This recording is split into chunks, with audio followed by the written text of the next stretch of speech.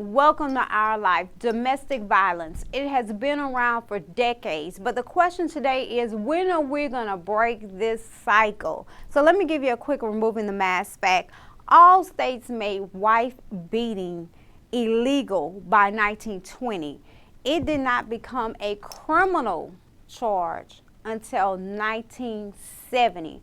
So when we return after this quick break, I'll have my awesome panel of guests that will be sharing and removing the mask on their experiences as domestic violence survivors. So we'll be right back.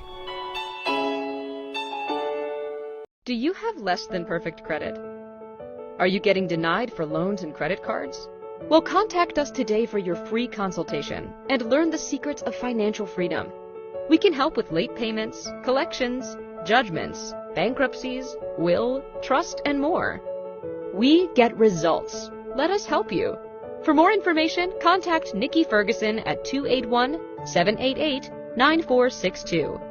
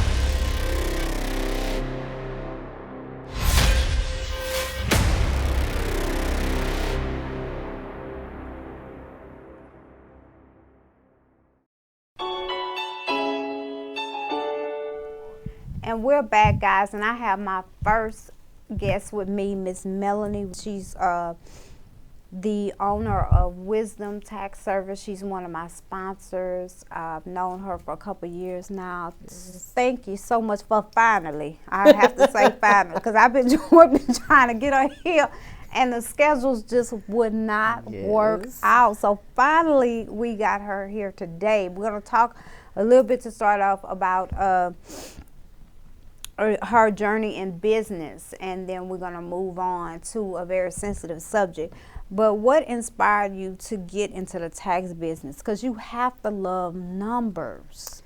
Well, you know, I didn't know I liked the numbers like that. Yes, because my aunt taught me back in 1994 when you had to do it by hand. It wasn't for me. But later on, down the line, I had the opportunity to be mentored by millionaires. And they taught me a couple secrets. And so education was always my passion. So I just wanted to teach people how to legally do things. Yeah. And so I got back into it. I still don't understand how I love numbers, but you have to love numbers. Yeah, because looking at taxes, that's, to me, when I think about that, is numbers. Yes. Numbers. I'm learning to keep my receipts now. Yes. And I have a whole little raggedy pink envelope with nothing but receipts, and I just keep adding receipts to that. So I'm like, oh my God. Wisdom now have been around for how many years now? 2 years. But you've been doing taxes for how many? 14. Yeah. 14 years. And you're teaching now. You're teaching people how to do taxes. How to do taxes. Okay. Yes, ma'am. So let's move a little bit into the sensitive topic. Okay. So tell us about the abuse you endured. That's part one of that question. And did you see any early signs? Because, correct me if I'm wrong, what I do know is your abuse was more mental. Yes. Than physical. Yes. So tell us about what you endured. Early signs, it was definitely early signs, but you know, sometimes we misinterpret, or we want to perceive that it's not. Yeah. Oh, well, maybe if I didn't do this, you know, he wouldn't react this way. So we try to correct things, and hopefully it won't happen again. But sometimes in my case, it started off physical. And when he couldn't break me like that, then it became mental, emotionally. And that's when I became broken. Broke me down physically, mentally, spiritually, financially. And that was my next question. How did your self-esteem change? It changed a lot because, you know, sometimes when you look in the mirror, you like, who is this person? So I didn't know who I was. I became something that I wasn't familiar with because I always thought that I was a strong woman, but I became weak. I thought I was beautiful, but I looked ugly. Because that's what he was saying. That's what he was saying. Nobody not gonna want you. You know, you ugly, you fat. So when I'm looking in the mirror, that's what I see. So what was your breaking point? Jesus. Because a lot of women, I know I'm even one of the people that have said, you know, and I asked that, why do you stay?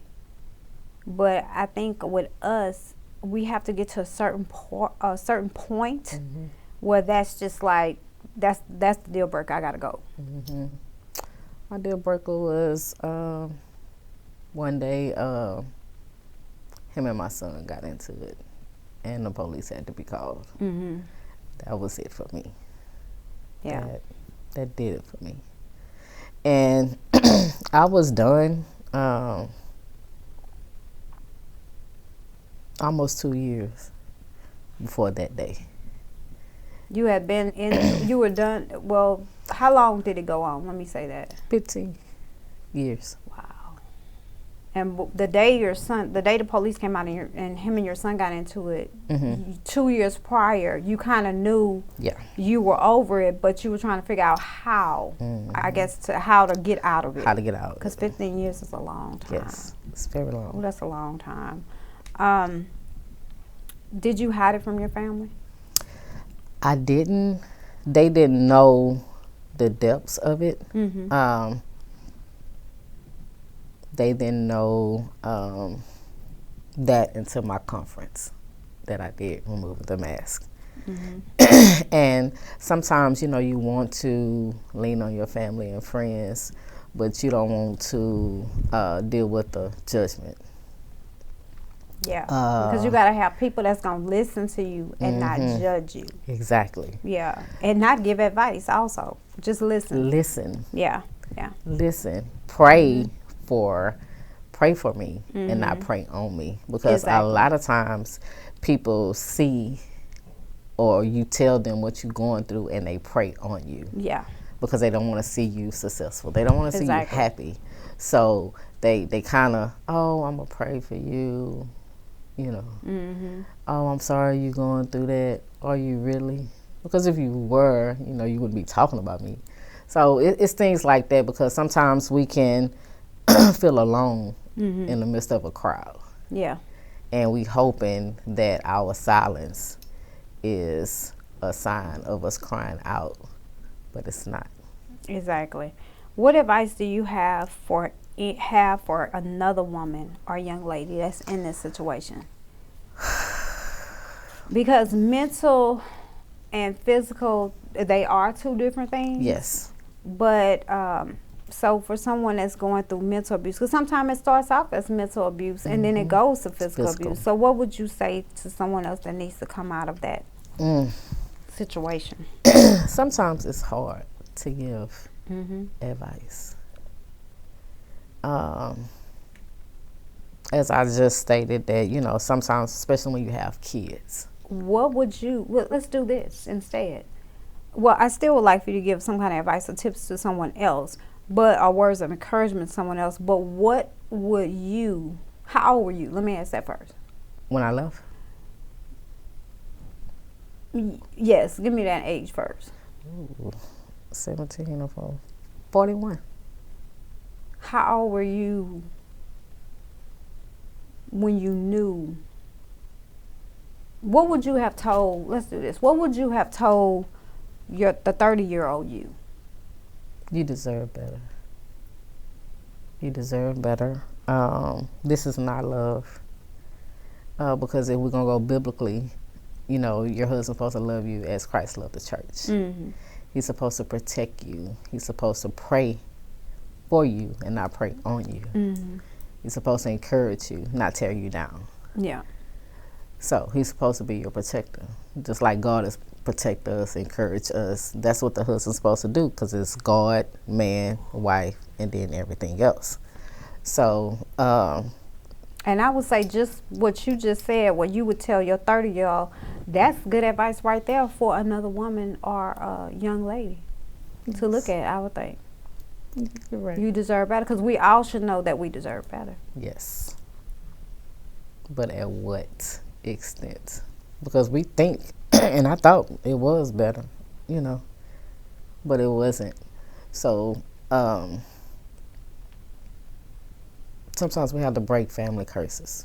Yeah. Because I seen my mom and dad. Mm-hmm.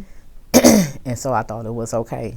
You know, if we fight, okay, he apologized, go back. Because that's what my mom did. That's what you saw. That's what I saw.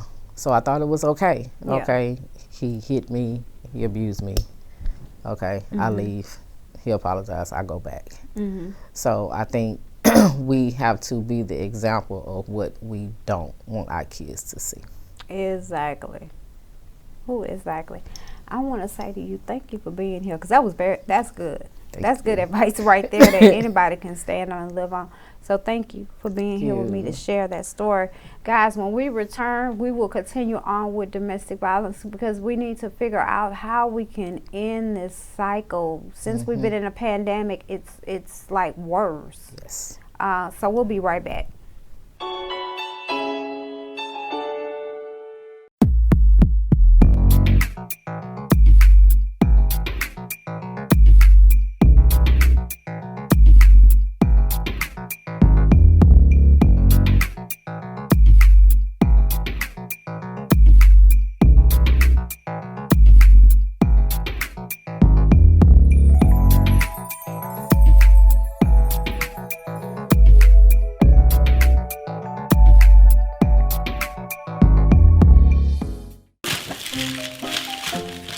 $100 on chicken nuggets?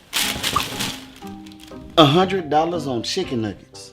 Really? How'd you get in my house? I'm with Wisdom Tax. Wisdom Tax, so you can help me with all of this. Most definitely. Looks like you need help in bookkeeping. So what about maximizing my refund? We can only maximize your refund if you get organized. Here at Wisdom Tax and Financial, we teach you how to be free. Free. Free? Awesome. So I can be free of these receipts. Most definitely. Please give us a call. Thank you. Can you free yourself out of my house, please? Only if you promise to give us a call. I'll give you a call. So I can be free. Wisdom Tax. Learn to be free. And we're back, guys. I have my next survivor with me, and it's Miss Tamisha Hunter, my sister, my headache, my love for life. What would I do without her from the time we met many, many moons ago? So thank you for you and your husband to come in from Dallas. Anytime I call, y'all come down here from Dallas at 100 miles an hour on the freeway and come on in and do a show for me. So thank you. I do not take that lightly. I do not take that for granted. So I so greatly appreciate you. My days of fussing back and forth with you, I think that's just us.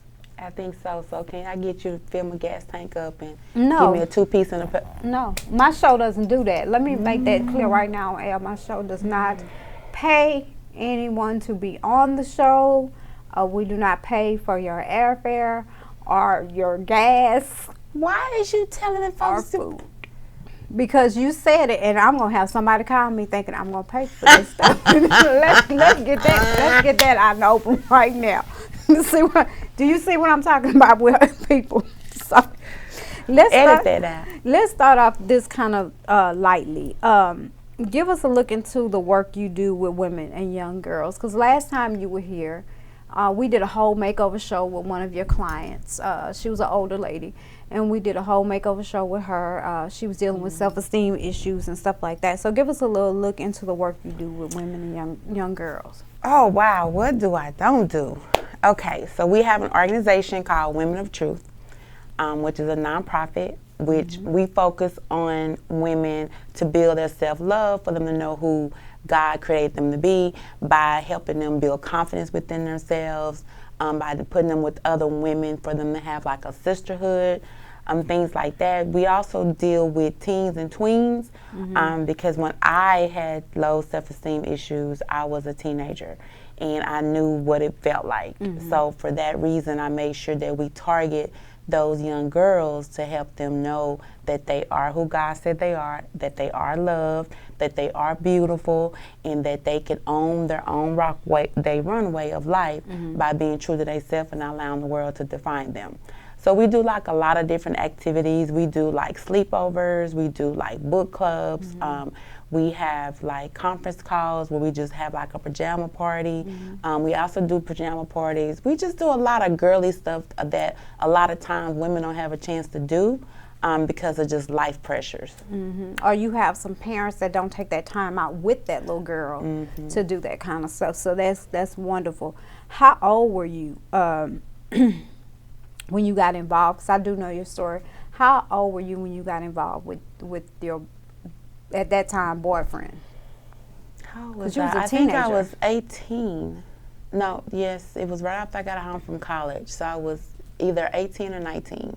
So did you see any signs early on, or how, and you already told us how old you were, so did you see any signs early on? No, I didn't. I didn't see it at first because I think I was more in the rebellious stage from my mom, because although she was strict as me growing up, when I went to college, I felt like I was free. So when I ended up coming back home, I felt like I was trapped again. So if there were signs, I didn't see it because I thought that might have been love at that time, because I grew up not having a father in my life. And my father told me that I wasn't his child. And my mom told me that I wasn't supposed to be here.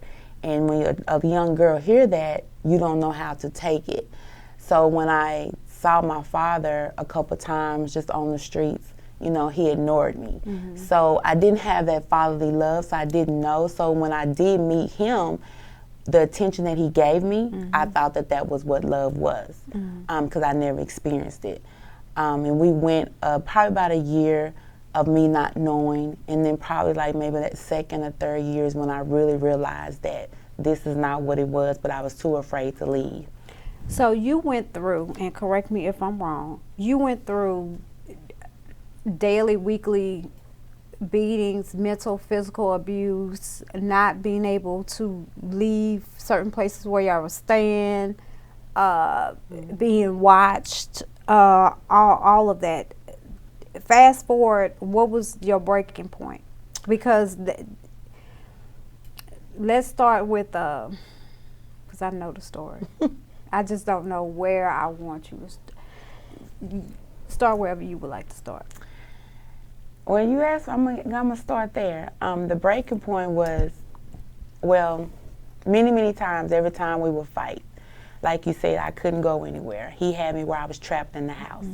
Where even if I went out to the mailbox, and if someone from the street saw me, they would go back and tell him, and then he would come off the corner, and then we'll get into a fight, because he didn't want me walking to the mailbox. He didn't want anybody to see my body, per se. I think when I first realized that I had to get away from him was when he hit me upside the head with a 2x4, and I ended up having 32 stitches in the back of my head.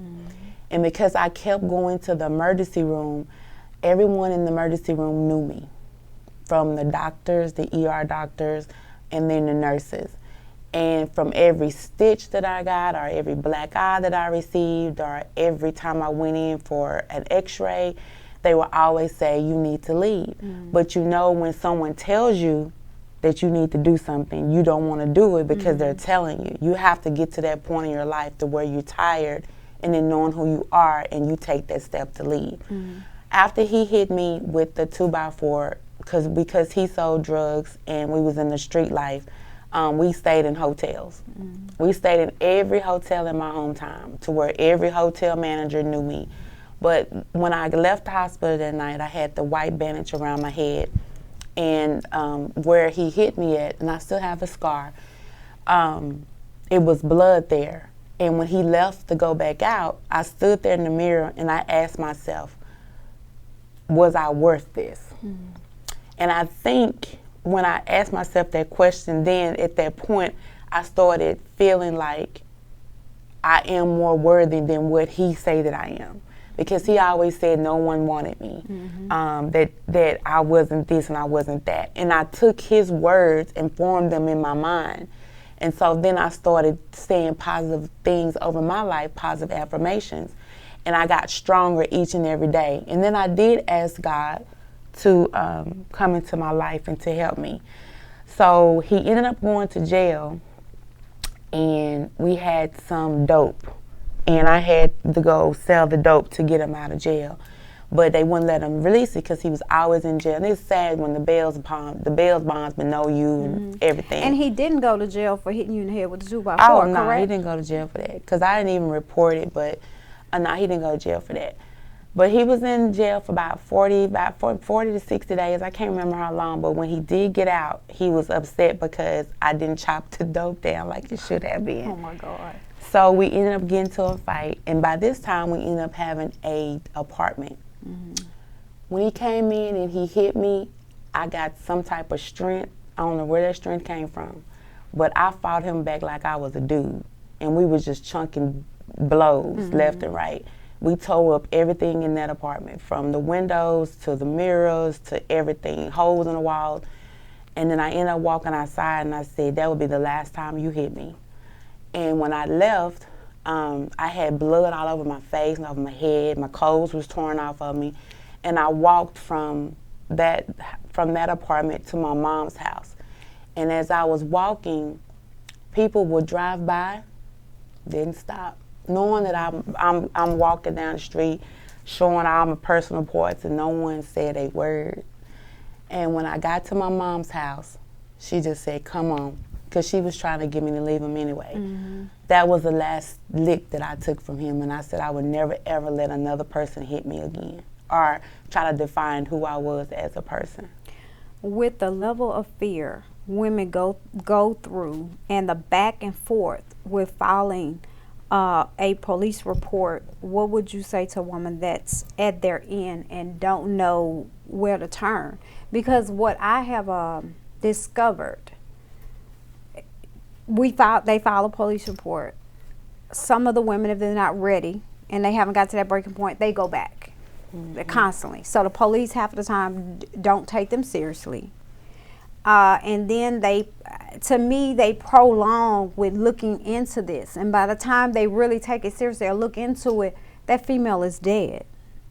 What would you say to somebody that's at their, because I think a lot of them might be ready to just walk away, but they don't know how to walk away. They're still instilled with that fear from that individual. What would you say? Honestly, I couldn't really tell you what I would say, only because I would have to allow the Holy Spirit to lead me. Because no matter what people came to me and said, it went through one ear and not the other. I had to be sick and tired of being sick and tired of getting and being treated that way. And at that point, mentally, I was able to receive what someone told me.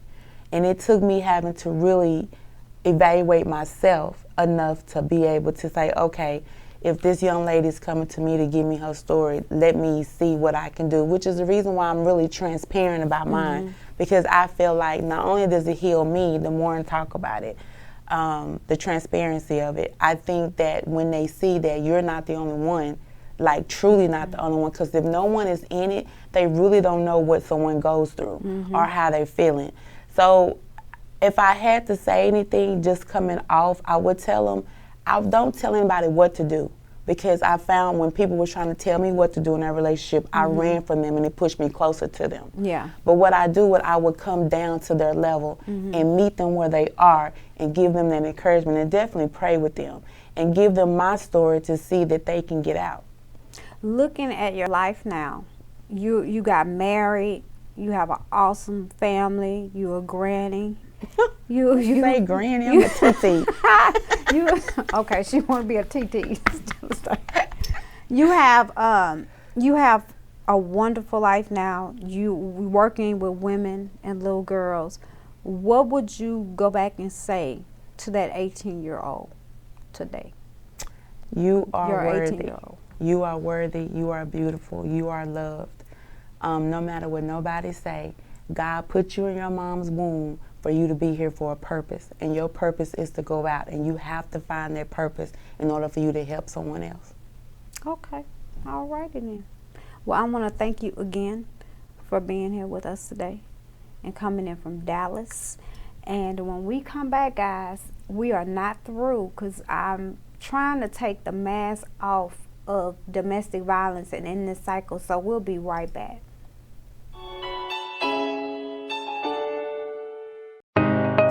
The Adolph Group at Equity House Properties. We provide residential, commercial, leasing apartment locating. We provide consulting on home buying, home selling, and credit restoration. We help with private investments through All Faith Investment Corporation. Contact us now, the Adolph Group at Equity House Properties. We make real estate your reality. And we're back now, and we're going to continue this on. Most people never get to see the side of a child, and hearing a child's voice, watching their parent being abused. But today, he's not a child anymore, he's grown. And I have Mr. Duval Mitchell that's here with me today, and he's going to give us an insight into his childhood and watching his mother being abused. So thank you so very much for coming today, because we very seldom get to see that side of it at all. So let's start off with you. What inspired you to become an entrepreneur? Because you've been an entrepreneur, what, 40-some years? Yes, I guess a little bit longer than that, ever since I was 9 years of age. Tell me about it, because you did tell me that story. Tell me that story again, because you started doing something at 9, and I was like, tell me about that again, please. Yes, well, one of the things, when I was 8 years of age, that's when I witnessed the first sign of domestic violence on my mother. I watched the gentleman shoot my mother, and he shot her in the leg, and as she was trying to crawl away, he stood over to shoot her in the head, but the gun jammed. So she decided to leave that gentleman, and at the age of 9, she met a new gentleman who picked up where this guy left off. So at 9 years of age, I used to sell candy after school, and it was an experience that I liked. One of the reasons is because I was able to get out and get away from watching all this abuse. But also it was another way for me to make extra money. In my mind, I was helping my mother. Now, I was making somewhere in between $12, $14 a night. And this selling candy? Selling candy. What type of candy was you selling? I'm glad you asked. Because he said $12 or $14 a night. A night, and this year was back in 1967. How much was this candy? Candy was $1 a box. It was Sophie-made peanut brittle. And the gentleman would give us a quarter off of every box we sold. So it would be a case of it was 24 boxes in a case, but the candy was so light that even a little kid could carry it my size. So I would go from door to door selling candy and knock on the door. Hello, my name is so-and-so and so-and-so. I'm with the so-and-so enterprise. It's an enterprise to keep little boys out of trouble, and I'd like to know if you would like to help by buying a box of Sophie-made peanut brittle. So once I sold one case, that was $6 for me. So if I sold 2 cases at night, there was $12, where my mother was making $1.05 an hour minimum wage. So in a full days of work, she made $9.40 before taxes. So when I look back at that, I was actually making more money a day than my mother was.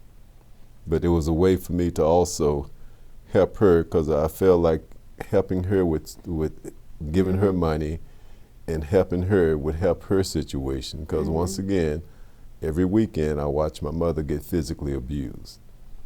Tell us about the National Home-Based Business Association, which is your company. The National Home-Based Business Association, I started that with domestic violence in the back of my mind, because I felt like a lot of kids, I had 5 other siblings, and I figured if each one of us would have had a little side hustle, we could have helped my mother, and she wouldn't have to depend on that gentleman for financial security. Yeah. And plus, it destroys the myth. I put together a guide that has over 175 different businesses in it. Each one of them you can start with less than $100 while you keep your present job. So it helps destroys the myth that you have to have a lot of money to start a business, or that you have to have a heck of an education.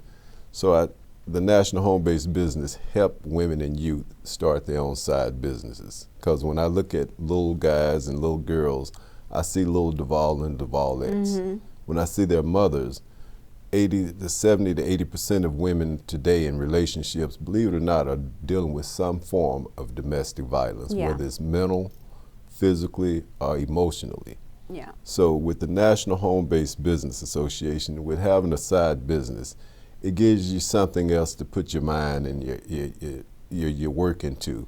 So I feel like the National Home-Based Business is my way of helping women and youth that's dealing with domestic violence. I like that, because I think a lot of people believe you have to have a whole lot of money to start a business, or your education has to be up here to start. And I tell people with this, I've been doing this for 10 years on rubbing 2 pennies together pretty much, and I've made it successful without having a whole lot of money. I've never been to broadcasting school, and I've been doing this for so long, and have made it successful, and being noticed by people that have been to broadcasting school, and they're wondering, how are you doing this? See, that's a natural ability that you have. See, everybody have some type of gift. And with this guide that I have here, it has over 175 different ideas in it. And I share with folks, even if what you like doing is not in this guide can also still help you start a side business. The first 18 pages in the guide basically is your foundation on any type of business that you want to start. So this is one way of helping people destroy that myth. And even if they don't know how to do it, I have another little saying, ask Duval. And I have over 40-some years of experience that I would assist them in their business. So once again, this is my way of trying to give back and help. I love it. Now, you already told us that you were 9, you would say, when you started seeing your mom being abused. Growing up, what did you do to not continue the cycle of abuse? Because most people, like Melody, my first guest, she said that she watched her mom and her dad argue and fight. So when she got with her husband and they were together 15 years and she went through 15 years of abuse, she thought that was normal for them to fight and, you know, they'll make up. And that's not normal. Sometimes that is, you're about to be put in that same cycle. What did you do to stop that cycle and not? Well, actually, I knew it was wrong to physically hit anybody anyway. Second of all, it hurt me to even see my mother get hit and beat up. So now all I could think of, I don't want to ever be like those guys. I didn't want to be like any of my stepfathers. I didn't want to be like my dad, because all of them had a tendency to lay hands. And my brother, who was 4 years older than me, ended up being just like them. Oh, wow. I ended up being the opposite of them. So you're going to either do one of the two. You're going to, like you said, they're going to either follow those footsteps or they're going to say, I don't want to be like that. So I not only don't want to be like that, I have never been like that, never will. And I try to even encourage other gentlemen that's doing that to their lives, ladies or their wives, that not only is it wrong, yet you can't do it around me because it triggers stuff in me. Exactly. And I let them know, if you want to hit her, maybe you should hit something else or hit me. Or go and drive or do something other than take out that anger on that lady. Yeah. Because the average man is physically stronger than the average lady. I don't care what way you split it. Bottom line, you guys are stronger. And you know, it's obvious that you're hurting them, but then later on they want to apologize. And I tell the guy, I ask him, would you hit your mother or would you choke your mother? Well, heck no, I wouldn't. I said, well, give that lady that same respect. Honor that lady the same way you would honor your mother. And if you saw somebody hitting your mother, you would want to hurt them. Well, guess what? That lady you hitting has a sibling or a brother or a cousin that want to do the same thing to you. So if you don't want somebody to do that to you, you shouldn't do it to others. See, that's, I wanted you here today because, for one, we don't, with domestic violence, you very seldom, rarely get to hear this coming from a child. You know, and you showed us your childhood and watching your mom go through that. We don't get to see that.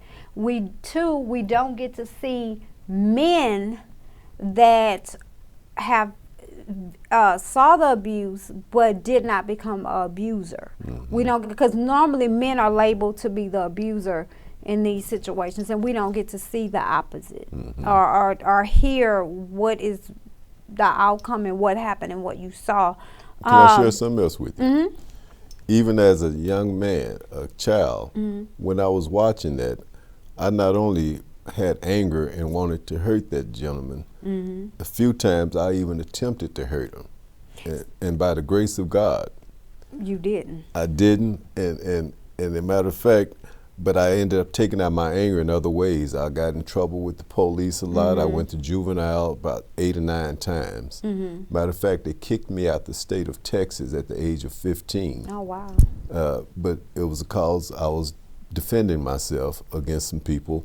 But it was also a blessing in disguise, because see, my mother took a life insurance policy out on me at 15 because they figured I wasn't going to either live past 18 or 15, or I was going to kill somebody and end up incarcerated. But she didn't realize my anger was coming from watching her constantly getting physically abused. Now, as I got up to size, I'm glad they kicked me out the state of Texas at 15 because I had access to a gun. And when I look back, I would have killed that man.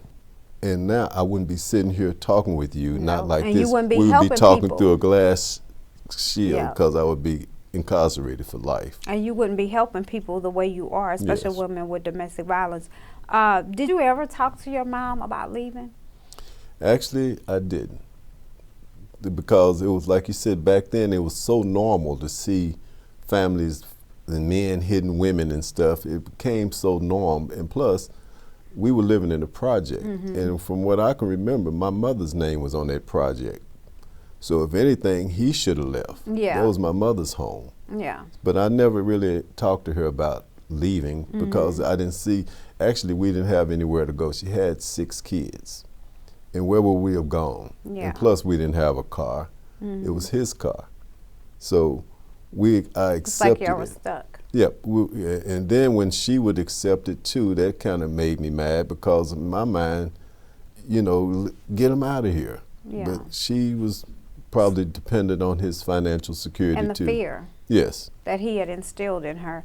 Tell us about the work you do now for women and men that are dealing with domestic violence. Well, once again, back to this old guy. You see this little guy.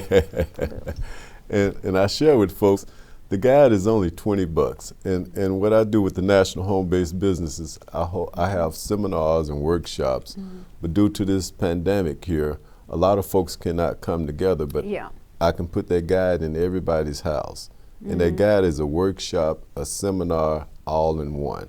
So it's me coming to them and talking to them. So I try to help people by, even if my stepfathers would have had a side business, maybe he would have took out more time working on that business instead of working on my mom's head. Well, I think probably with that, he probably saw that growing up too. Mm-hmm. So it just carried on. He witnessed it, and I'm quite sure his father was abusive. And back then, we didn't have support groups. We didn't have this domestic violence. I didn't even know what the word domestic violence meant back then. It was just norm, and we were taught. Even some gentlemen are taught by the young kids are taught by their fathers. In order to keep a woman in place, you do what? You hit them. Oops them upside their head. Yeah. So they ended up. That was just the way they were taught. A lot of young men, and then I was just one of those that knew right from wrong, and. Because for some reason they think we need to stay in our place. Yeah. And it also goes back to that old slave mentality. Yeah. When they kept the slaves in fear, what did they do? They beat them. Yeah. So people automatically, and then we were taught, if somebody hit you, you do what? Hit them back. Yeah. Which is wrong. Yeah. So we were programmed over years, and a lot of us don't realize that. Even when they tell their kids, that kid at school hit you, you better what? And it's the same thing. It's the same thing now. It's physical abuse. That's why we are just so kind of screwed up right now. Yes. I would say. What would you say to a woman being abused? And part two, what would you say to a man that is the abuser? But I'm going to add to that with the men, because some men, and we don't really talk about that, some men get abused. You know, and most people think that's crazy, but some men do get abused. What would you say to women that's being abused, and then men that sits on either side? Well, one of the things I would say to the ladies is that you're worth more than they're telling you that you're worth. Because a lot of guys have a tendency to tell the women that nobody else want them, or you made me do that, or you made me hit you. Well, ladies have to know that they control what happens in their lives. And some ladies in relationships with children. And I want to let the ladies also know that the child is watching that, and it affects the kid also. Yeah. And for as a gentleman, like I said earlier, I would like them to think about it, look at that lady as their mother. Would you slap your mother? 80% of them will say, heck no. The other 20, hell no. So what does it make it, how does that make it better to slap a female? That's right. And give her the respect and the honor that you would give to your mother. And if they look at it that way, they might have a whole different point of view as it relates to what they're doing, because some of them just doing it out of habit, and some of them doing it for different reasons, for control or whatnot. So I know I can't save the world, and there's no one formula, but I do know that I've experienced it from a child's point of view, and they don't realize that child can end up growing up being just like that abuser, and that daughter can end up growing up accepting it because they watch their mother accept it. So for those, just let them know that it affects everybody in the household, and just rethink everything. I mean, step back and rethink some things. And I don't know how they can vent their anger, other than I remember one gentleman said, when I get mad, I drive. When my wife make me mad, I drive. I said, well, you know what, man? I like that. I'd rather you run out of gas, and if you run out of gas, call me. I'll give you some more gas. See, that's better than hitting that lady. I'd rather you get mad and just drive. Exactly. So what's next for As Duval and domestic violence for you? What's next? Well, one of the things, me and my wife, and she kind of had me, brought me this idea.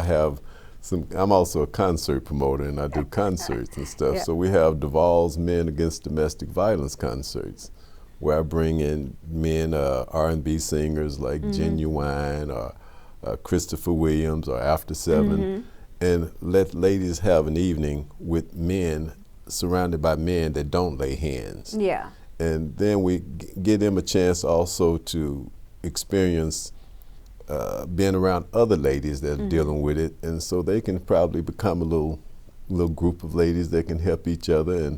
And like I share with them, I want to help them build a business also, so they can focus on other things other than worrying about if they're going to get hit the next day. Yeah, and how they can get away. Yes, because everybody have their own time and plans on removing themselves from those situations. So I don't necessarily tell ladies to just get up and leave, because as we both know nowadays, these men, some of their threats that I will kill you if you leave are real. Are the real deal. Just saw it just yesterday where domestic violence, man killed the lady and went and killed himself. So you have to be compassion and empathy and sympathy with these ladies, and don't just tell them just leave and later on you read them on the news that they got killed. It's a way and a time for everybody to do it, and do it in your time, in your own way. Most definitely. So I want to say again, thank you. Well, thank you for having me. For being here with me today. You guys, National as Home the Base. ball. That's right. And if they need to get a copy, just contact me. You can contact me via phone, 214-450-0011.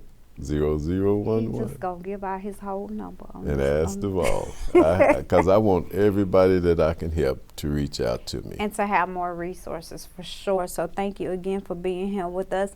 We'll be back with my final survivor of domestic violence. So we'll be right back. Hi, this is Willie Adolph of the Adolph Group at Equity House Properties. I'm here today to talk to you about home purchasing. You know, a lot of times people want to know, where do we start? When do we start? How much do we need to save? What does our credit score need to be like? Can I really move in now? And the answer is yes. The thing is that you want to get pre-approved first before you even go house shopping, because what you wouldn't want to happen is that you find the perfect home, but the bank won't qualify you for your mortgage. So always get pre-approved first. So find a good lender, which we have a lot of resources for you on that. Second, you want to make sure that anything that's on your credit, if it's something that you can work with, let's work with it, because everything on your credit, you know, it depends on what it is for each mortgage company. And third, once you get that pre-approval, now it's time to go house shopping. Now, Willie, what about the money, the down payment and things like that? Well, they have a lot of programs that's out there. So based on your credit will depend on the down payment assistance that you can receive. But we do have a lot of resources and a lot of things that can help you. And everyone with the Adolph Group will hold you by your hand and walk you through the whole process. So you can contact us at www.theadolphgroup.com or 281-451-7087. And remember, when you have will, you have a way. All right, guys, we are back now, and I have my final guest with me, my friend, my sister, Miss Deidre Harris Williams. You know, you got to add in Please provide my full government name. Yes. So let's jump into this. Tell us, we're going to start with business, your business first and stuff. Tell us about Top Shelf mentoring. I'm sorry. All right. So Top Shelf Mentoring is teens overcoming peer pressure through spiritual healing and empowerment to live favorably. That's why it had to be Top Shelf. That's a lot to say. Yeah. But that was birthed out of my own childhood and growing up, you know, not knowing that the things that I was experiencing were because of the call on my life. So part of the inspiration behind that is being able to help kids not only understand and progress spiritually and academically, but we want to make sure that they understand about how things happen as far as preparing them for the warfare that comes along with that. You are not only a survivor of domestic violence, but you are also an author as well. So tell us about Women Who Inspire Greatness. So Women Who Inspire Greatness, that is a project that is very near and dear to me, because not only as a survivor, but also as a contributor to the book. And it was basically a compilation of 8 different women who we came together and we shared our stories about overcoming challenges that we have experienced in life, business, and relationships. And so we share that, you know, even though we've been through those challenges, we were still able to overcome. We're still able to be successful, whether it be in business and relationships, as parents even, just as mothers in general. So the fact that I was able to participate in that project, it allowed me to forfeit any future royalties over to a nonprofit organization called Finding Faith Within. And what Finding Faith Within does is they help women and children who are fleeing from domestic violence. They provide resources for them, whether it be monetary or it be supplies, once they've relocated. Okay, so let's jump into your journey. And basically, you were married. Yes. So 2 questions. Did you see signs before you got married, and did you hide it from your family? Initially, I did not see the signs. And the reason why I'll say I did not see the signs is because we see what we're looking for. And what I saw was this person who loved me for me, this person who was all about me, this person who gave me that undivided attention. When I tell my story, I have to tell it wholly out of the truth. And I tell people all the time, I had the best husband in the world who turned into the worst husband in the world. He took the time to know me and we knew one another, but at the same time, there was a side of him that was hidden beneath all of the other stuff that he was dealing with. And so did I see the signs? In hindsight, yes. Did I recognize them at the time? No, because I saw what I wanted to see. Yeah. I saw love then. I saw attention. No one ever gave me that type of attention or that type of affection before. And it wasn't until he started to battle with his own demons with the drug addiction and being later diagnosed as bipolar that he turned into someone that I didn't know. Okay. So tell us, because I know your story, but tell the viewers what led up to the day in which he tried to kill you. Give us like a brief going into that field. Yes. I'm going to say, where you tell us a little bit. So it was like any other day. I mean, the day started like a normal day, and I had gone and taken my son to school and everything, and I was supposed to be starting a new job that next day. And we drove, at the time I was still living in Dallas, so we drove an hour and a half to East Texas after an argument because he was just mad about whatever he was mad about for that day. And it was really one of those manic depressant shifts where his mentality just was not stable. And he decided that he wanted to leave, and I agreed, and I said, great. Because I had reached a point. I was fed up. Leaving. Yes. She was leaving too. I thought he was leaving, but I didn't know that he meant to death do us part. He Yeah. was trying to take me out with him. Yeah. And so in that drive, when he just kind of looked over at me and said, I'm going to kill you. And I looked at his eyes and I was like, I don't know this person. And of course, my son, I had to wake him up because this is 2 o'clock, 3 o'clock in the morning. And how old was he? He was 7. Okay. He was 7 at the time. So he was literally in the back seat asleep for this drive to East Texas. And he started talking about he was going to kill me. And I'm thinking, my son's in the back seat. I don't know what he's talking about. And so I had a panic attack, and I got, I just got really anxious about the situation. And he had a hoodie on, so he took the string out of his hoodie, and we're driving down 20, and he wrapped this string around my neck and proceeded to strangle me. And so I passed out, and at some point he pulled over because I woke up in the trunk of the car. And he had driven to his mom's house, dropped my son off at his mom's house. So I didn't know where my son was. When I got out of the trunk, we were in a wooded field. There was nothing but trees. I didn't see a house. I saw dirt and trees. And I didn't know what to expect. I didn't know what was going to happen.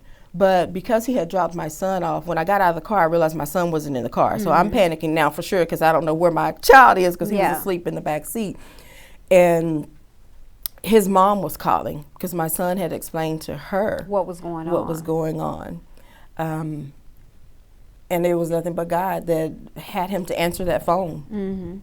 And so he's talking to, and of course I'm looking like, okay, where can I run to? Where can I get to? And there's nothing. And I have no idea which direction to go.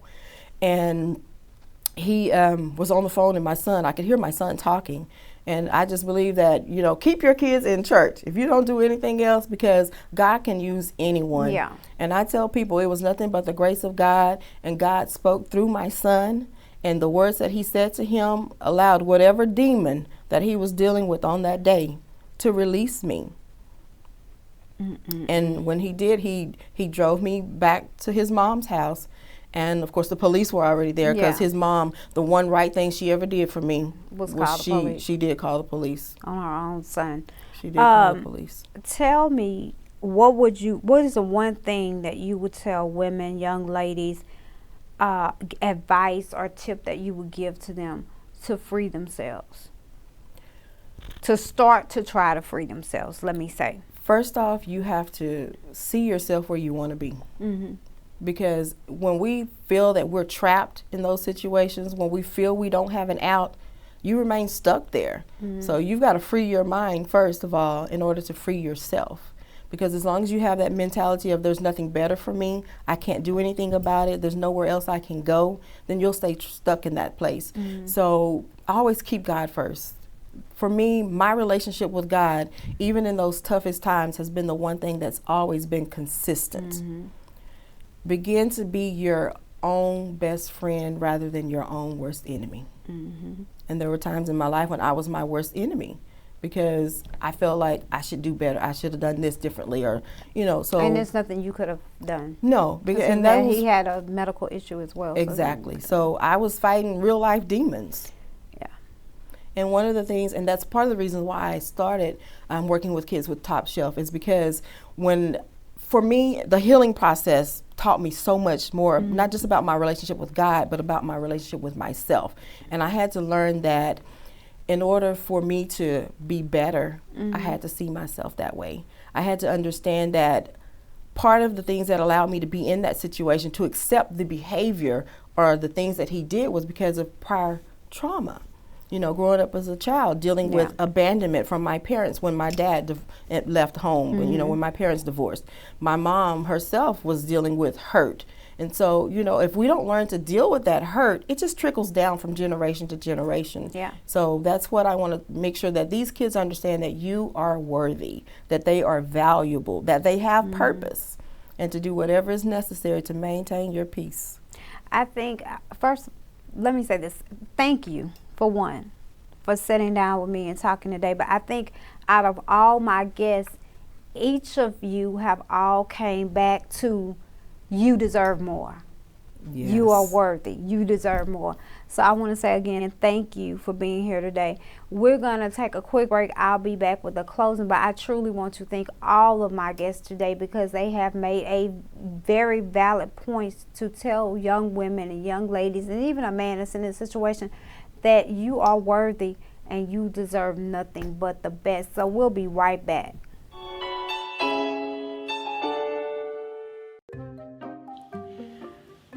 Wisdom Tax. Maybe I should give him a call.